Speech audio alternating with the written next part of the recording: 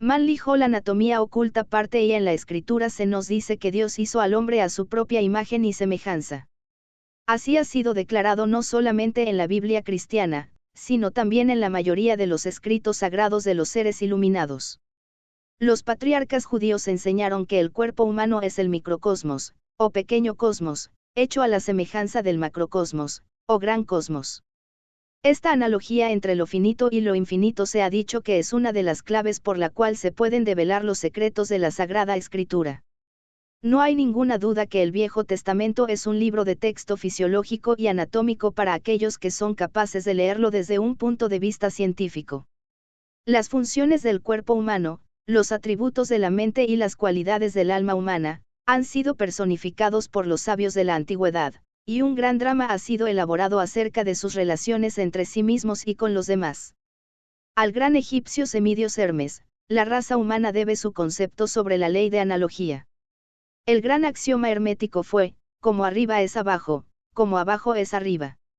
Todas las religiones antiguas estaban basadas en el culto a la naturaleza, el cual, en una forma degenerada, ha sobrevivido hasta nuestros días como culto fálico. La adoración de las partes y funciones del cuerpo humano comenzó en el último periodo de los lemures.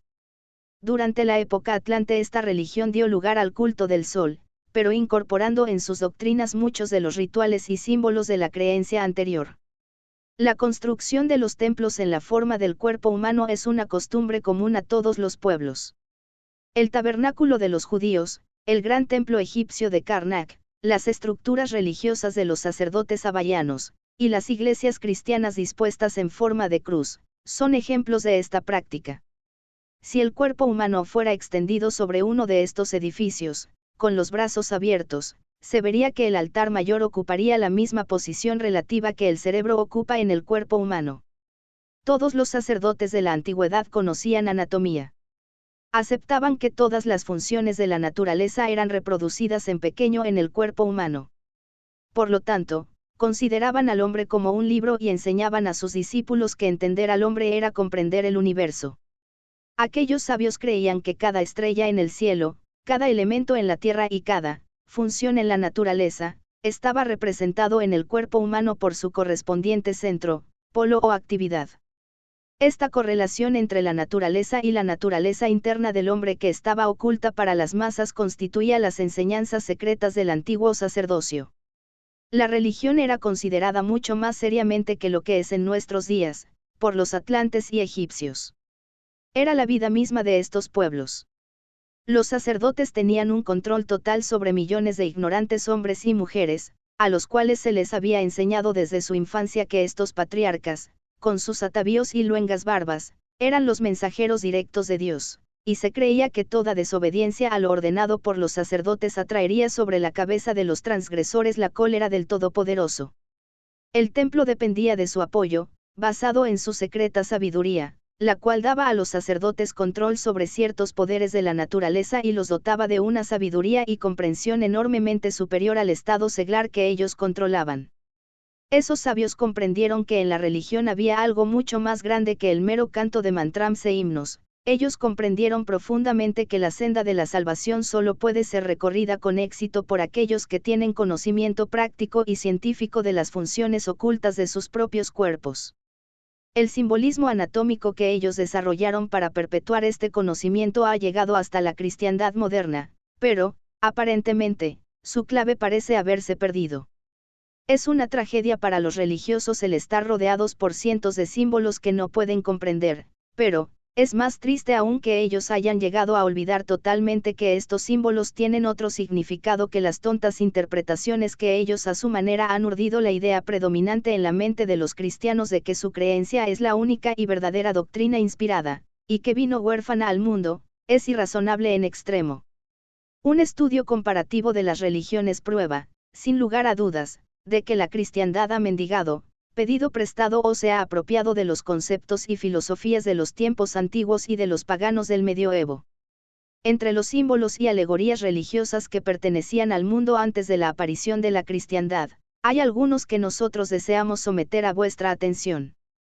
Los siguientes conceptos y símbolos cristianos son de origen pagano: la cruz cristiana viene de Egipto y de la India, la triple mitra, del culto de Mitra, el cayado, de los misterios herméticos y Grecia, la Inmaculada Concepción, de la India, la Transfiguración, de Persia, y la Trinidad, de los brahmanes.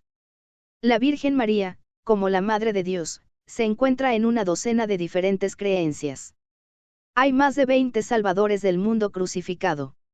El campanario de la iglesia es una adaptación de las pirámides y obeliscos egipcios, en tanto que el diablo de los cristianos es el tifón de los egipcios con algunas variantes. Mientras más profundiza uno el problema, mejor comprende que no hay, realmente, nada nuevo bajo el sol. Un sincero estudio de la fe cristiana demuestra, claramente, que es la evolución natural de las doctrinas primitivas. Hay una evolución en la religión, así como en la forma física. Si aceptamos e incorporamos en nuestras doctrinas el simbolismo religioso de cerca de 40 pueblos, esto nos permitirá comprender, al menos en parte, el significado de los mitos y alegorías de lo que hemos tomado prestado, y no ser más ignorantes que aquellos a las cuales hemos recurrido. Este pequeño libro está dedicado a procurar explicar el problema de la relación que existe entre el simbolismo del antiguo sacerdocio y las funciones ocultas del cuerpo humano. Primero debemos comprender que se supone que toda escritura sagrada está sellada con 7 sellos. En otras palabras, que se requieren 7 interpretaciones completas para entender plenamente el significado de las revelaciones filosóficas antiguas, que nosotros hemos preferido llamar escritura sagrada. La escritura no debe entenderse como algo histórico. Aquellos que interpretan su significado literal, comprenden la parte mínima de ella. Es un hecho bien conocido que, por razones de índole dramática, Shakespeare juntó en sus obras caracteres de individuos que habían vivido en épocas distintas separados por cientos de años, pero Shakespeare no estaba escribiendo historia sino drama. Lo mismo, ocurre con la Biblia. La escritura deja a los historiadores envueltos en desesperante desconcierto al formular sus autocontradictorias tablas cronológicas, en las cuales la mayoría de ellos quedarán esperando el día del juicio final. La escritura brinda excelentes temas para debatir, y también es un terreno propicio para las discusiones sobre nimiedades, respecto a términos y ubicación de desconocidas ciudades. La mayoría de las ciudades de la Biblia, hoy señaladas en las guías, recibieron su nombre cientos de años más tarde al nacimiento de Cristo, por peregrinos que suponían haber ocupado lugares próximos a los mencionados en la Biblia.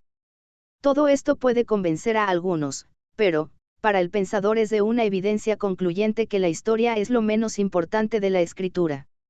Cuando la emperatriz Helena, madre de Constantino el Grande, visitó Jerusalén en el año 326, descubrió que no solo había desaparecido toda traza de cristiandad, sino que un templo dedicado a la diosa Venus permanecía en pie, sobre la colina hoy aceptada como el Monte Calvario. Y cerca de 400 años después de la muerte de Cristo no había, aparentemente, nadie en la Tierra Santa que hubiese oído hablar de él. Esto no implica necesariamente que él no haya vivido, pero sí que el halo de milagros y atmósfera sobrenatural con que lo rodea la cristiandad moderna es grandemente mitológico. Semejante a todas las otras religiones, la fe cristiana ha acumulado una colección de fantásticas leyendas que despiertan la superstición y que son sus propios enemigos, porque ellos han tomado al simple moralista de Nazaret, el hombre que amaba a sus prójimos, y construyeron una superestructura de idolatría que nadie ama y solo sirve a su propio fin. Así como Buda en la India reformó, meramente, los conceptos que se tenía sobre Brahman en sus días, Jesús dio nueva forma a la fe de Israel y dio a sus discípulos y al mundo una doctrina basada sobre lo que había estado antes establecido, pero remodelada para enfrentar los problemas y necesidades de su pueblo. Los esenios que educaron a Jesús eran de origen egipcio o hindú, y su fe tomó lo mejor que había en el pasado. Los recuerdos preservados son sumamente alegóricos, y el hombre simple es sumergido por ellos en un inmenso mar de supernaturalismo. Esto no fue hecho enteramente sin propósito, pues, así como Shakespeare se tomó la licencia de utilizar la historia para presentar verdades esenciales, parece ser que, del mismo modo, los historiadores de Jesús usaron el carácter del hombre como base fundamental de un gran drama. Él deviene el héroe de un relato 7 veces sellado, y aquellos cristianos que han estudiado los símbolos pueden conseguir con ese relato la clave de los verdaderos misterios cristianos. Entonces, ellos comprenderán que la escritura es la eterna historia, que ella no pertenece a ninguna nación o pueblo en particular, y que solo es narración o relato de todas las naciones y todos los pueblos. Es una cosa maravillosa, por ejemplo, estudiar la vida de Cristo a la luz de la astronomía, pues él deviene el sol, y sus discípulos los 12 signos del zodiaco. Entre las constelaciones encontramos las escenas de su ministerio, y en la precesión de los equinoccios el relato de su nacimiento, crecimiento, plenitud y muerte por los hombres. Por otra parte, las atormentadas substancias químicas en la retorta nos revelan simbólicamente la vida del maestro, pues, con la clave de la química la escritura se convierte en otro libro. En este librito, en particular, sin embargo, nos referiremos solamente a la relación que existe entre estas alegorías y el cuerpo humano. Descubrimos que la vida de Cristo, como la encontramos en los Evangelios, ha sido conformada artificiosamente hasta coincidir perfectamente con las vidas de una docena de salvadores de la humanidad, porque todos ellos son, también, mitos astronómicos y fisiológicos. Todos estos mitos nos llegan a nosotros desde la más remota antigüedad, en cuya época las razas primitivas utilizaban el cuerpo humano como la unidad simbólica, y los dioses y demonios eran personificados en los órganos y funciones del cuerpo. Entre ciertos escritores cabalistas vemos que la Tierra Santa era delineada sobre la base del cuerpo humano, y las diversas ciudades se muestran como centros de conciencia en el hombre. Aquí se encuentra un maravilloso campo de estudio para aquellos que quieran investigar profunda y sinceramente los antiguos misterios. Nosotros no abrigamos la esperanza de agotar el tema, pero si vosotros obtenéis con este librito la clave para seguir esta línea de pensamiento hasta que logréis que sea vuestro íntimamente, se abrirá para vosotros, al final, uno de los secretos del libro divino de la revelación.